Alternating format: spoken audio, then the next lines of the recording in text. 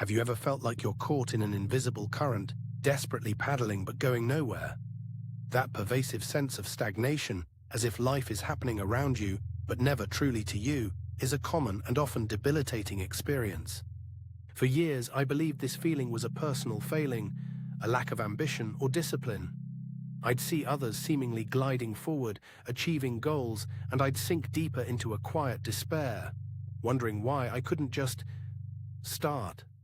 The truth is, feeling stuck often isn't about a lack of desire. It's about a fundamental misunderstanding of how our brains approach change. We tell ourselves we'll do something big, something revolutionary, but our brains are wired for efficiency.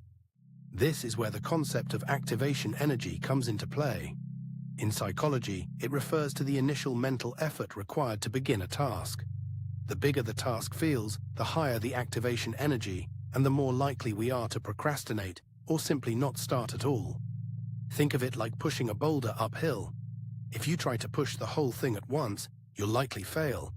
But if you chip away at it, one small piece at a time, eventually the mountain moves. I remember wanting to write a book. The sheer scale of it paralyzed me. Thousands of words, countless hours, it felt impossible, and so I wrote nothing for months, lost in a cycle of self-reproach. The shift happened when I decided to commit to just one sentence a day. Not a chapter, not a page, just one, often imperfect sentence. This tiny commitment drastically lowered the activation energy. Suddenly the task felt manageable. Often, after that first sentence, the momentum would build, and I'd write more. But the pressure was gone, replaced by a quiet, consistent progress. This isn't about grand gestures, it's about micro-actions. Identify the smallest, most effortless first step you can take towards any goal. What is the absolutely least you can do today? Want to be healthier?